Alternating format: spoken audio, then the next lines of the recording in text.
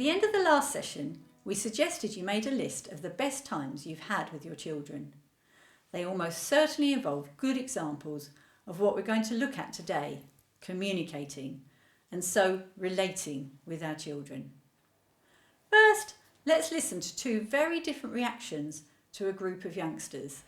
Then people brought little children to Jesus for him to place his hands on them and pray for them. But the disciples rebuked them. Jesus said, "Let the little children come to me, and do not hinder them, for the kingdom of heaven belongs to such as these." I am too old to remember things clearly, but despite rumours to the contrary, I was not there when those words were first spoken. I do think I remember pictures at Sunday school of a blue-eyed, blonde-haired man smiling at children sitting on his lap. I certainly remember that when I was older, preachers told me that that image of a meek and mild Jesus was very far from the truth. But then it may have been them that put that picture in my head in the first place. I now see a different image. For me as a Christian, Jesus is the most powerful being in existence. See him like that, and this is an extraordinary picture. The maker of the whole universe tenderly gathering little children to himself. A cold or distant parent can model behaviour and discipline their child. It's communication that draws us close. It's communication that helps create the wonderful, deep relationships that hold families together through all the ups and downs of life. It's always good to check how you're doing with something as important as communicating with your children. Take a look at these questions as they come up on screen and think what your answers would be. If you're with others, maybe share what you think you do best and with what you struggle the most. Do you spend time with your children individually?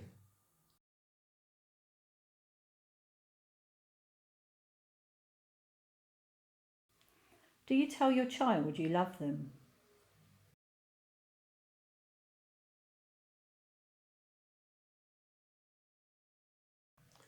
Does your child ever lie to you?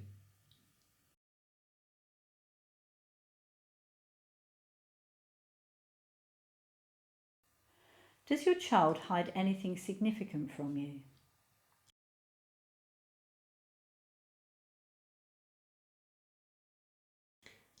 Do you know when your child is upset about something outside the family, and how quickly can you get them to tell you about this?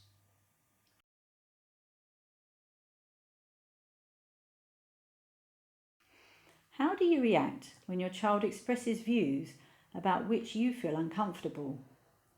Do you freak out and tell them what they should think? Do you explore what they're saying with them and help them to understand how you think? Do you partly freak out and you partly listen?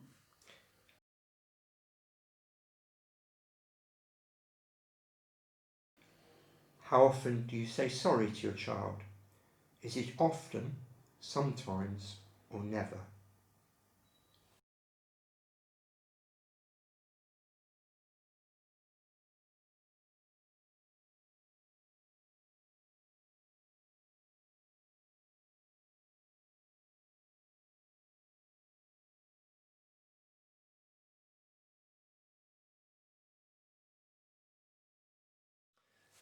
Communication is such a complicated thing. I spent my life learning about it, and my family will still happily tell you how much they think I've yet to learn. For this session, we've picked out two things that we think are important: listening and encouraging. If you're with others, try this exercise together. If you're not with others, jump to the question at the end. You'll need to be in pairs, so please figure something if you're an odd number. In each pair, choose a speaker. Time, 1 minute. During that minute, the speaker should speak on whatever they want to talk about. If you're not sure what to say, talk about what you did yesterday evening. The person listening can make comments like, "That's interesting," but otherwise mustn't talk. Oh, and there's one more thing. Stand or sit back to back while you're doing this. When you've done that, swap around, so the second person does the talking. This time, stand or sit facing each other for the minute. But the listener shouldn't say anything and mustn't look the speaker in the eye. When you've done that, talk about what it felt like.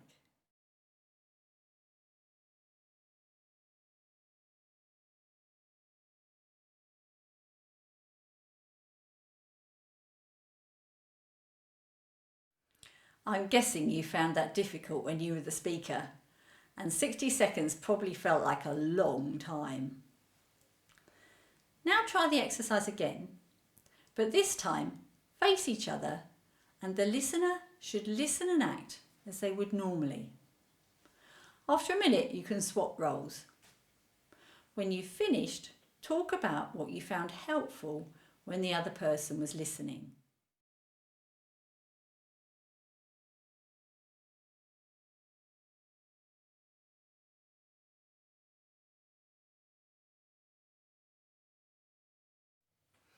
There are lots of things that the listener can do that help make the speaker feel that they've been heard. Some of the ones I can think of are eye contact, body language, expressions on your face, tone of voice, not interrupting, and using all those little words like "oh no" or "amazing" to show that you're with the person as they speak. I can be very direct in how I speak to people, and I kind of wish others were more like that. Figuring out what people mean when they don't say what they mean is hard work. Well, that's often the way it goes with children. Listen to what these children say and a helpful and an unhelpful response. No prizes for guessing who gives the unhelpful response. Why do the fireworks make big noise? The fireworks make a big noise so they can make pretty colours in the sky. They are a long way away, so they won't hurt us. Fireworks have gunpowder in. You can't get quiet gunpowder.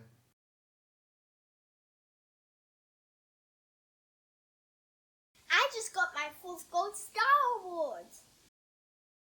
Well done. What did you do to get that? Only your 4th? You've got no chance of getting 10 by the end of term.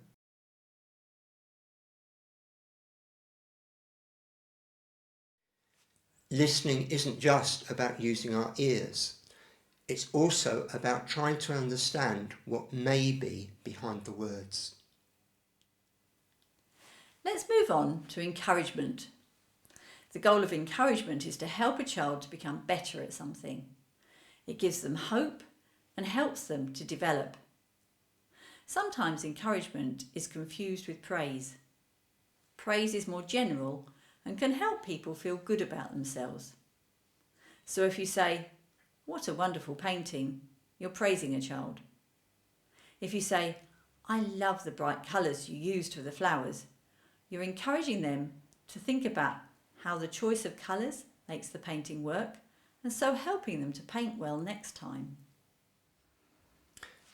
I think that there's a side to encouragement that people can miss. Wisely done, criticism can help a child become better at something, and so I see that as a form of encouragement. I'm probably unusual in this and many other ways, but I feel I've always grown more through criticism than through people saying nice things about me. Simon is probably unusual, but he's a reminder that while there are general principles, there's no one size fits all when you're trying to encourage a child. We're going to put some activities on the screen that you may want to encourage your child to do. Pause the video and think about how you could do it. What could you say to a child that would encourage them to complete the activity? If you're with other people, you could pair up and act the role of parent and child. First time round, the parent could be discouraging. You could say things like, "I can't believe you're taking so long to learn this." After a while, swap roles, and the person playing the role of the parent should now think of encouraging things to say. Afterwards, talk about what you think does and doesn't work and why.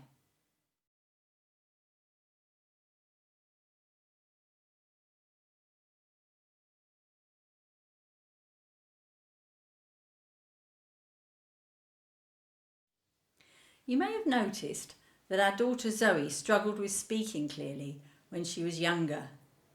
She spent many years going to speech therapy and needed help with her reading and writing. Listen to the difference in how Simon and Danielle talked to her in the following clip. And Zoe Mummy. is talking ever so much better than she was a few months ago. No, she isn't. She is. Are you talking better, Zoe? No, she isn't. She is. No. She can say, "I don't get out." No. She can, Zoe, No. she can put 3 words together. You can in several different ways now, which may not be much for someone who's 2 3/4, but Ow! it is for her. Sorry. Danielle's response was natural and likely reflects how most people would think about Zoe when she was younger. As parents, we wanted to protect her from that, but we didn't want for her to stay where she was. We wanted our encouragement to make her better at these things. I think it helped that we loved the way she spoke.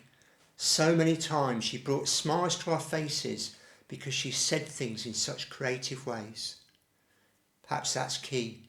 You have to genuinely love your child, whether they change or not, while gently pushing them to be different. Zoe could have resented all the time she spent working on how she spoke and the extra lessons on reading and writing. Worse than that, she could have felt in some way inferior to others who didn't have the same struggles as she did. We got plenty wrong as parents, but this is one area where I do feel comfortable with how we handled it. Listen to how happily Zoe speaks about her speech therapy in the following clip. But notice that she's also relaxed about Simon correcting her. And you can now speak very well, can't you? Yeah, but I did get some words wrong too, like speech therapy. Can you? Therapy. Therapy. Not bad. But you get most of your words right now. Yeah, And I you'll- get lots of them. And when I used to go to Fiona, first I went in his big one, and then I went in his small one, and then I went back into one what I used to go in now. Right. Yeah. It would be interesting to hear what Zoe makes of all that now. I remember quite enjoying speech therapy lessons. One of the highlights for me being that I got a biscuit during a break. Something else that I remember is my parents weekly spending hours with me going through homework for some much needed help outside of school. I do remember that I was occasionally reluctant to doing this work as I knew others weren't doing nearly as much hours putting into the work as I was.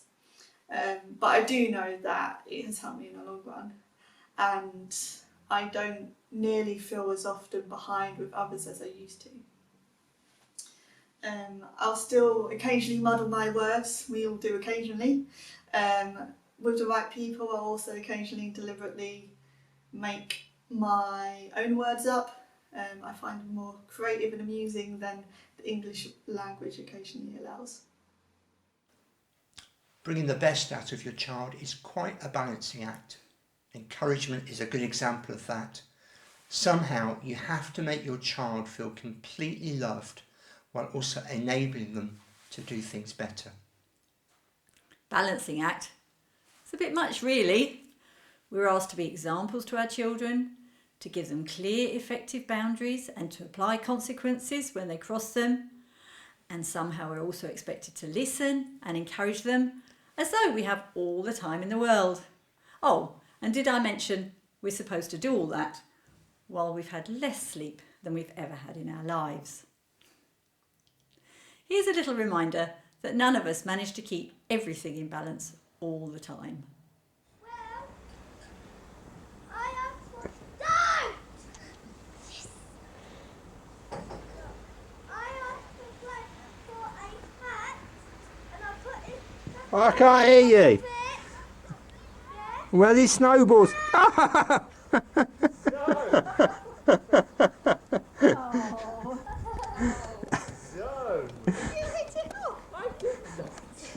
Let's see when we can rescue it. As parents, we will have to live with our mistakes for the rest of our lives. Our children are very honest with us and still tell us things when we get them wrong. Different people manage that in different ways. I can only speak to how I respond. I believe my mistakes do matter and that they can have enormous consequences. They particularly cause damage in my closest relationships and above all in my relationship with God. Yet it is my relationship with God that gives me hope and peace. The death of God's Son, Jesus, on the cross opens a way for forgiveness. More than that, it opens a way to redemption, to our recovering what otherwise would have been lost. I can't go back and put right what I've done wrong, but I can rejoice that through God's grace, my children have found the same path to forgiveness and redemption that I have. Much as they're important, it isn't helpful to just focus on our mistakes. The remarkable thing is that generation after generation of parents do bring the best out of their children. Just as we should believe the best of our children, we need to believe the best of ourselves as parents. Then there's the funny side to our mistakes, like that video you saw of Zoe, many of them leaving us in helpless laughter as we look back. I hope you've learnt something through these sessions, and if you've been with others, I trust that's been helpful too. We know that there is so much more that we and you could say, but we have to end somewhere. In oh so many ways, may you bless your children and may you be blessed by them in the years to come. As ever, we leave our children to say the final goodbye. Thank you for spending this time with us. What about us on the slide together? No.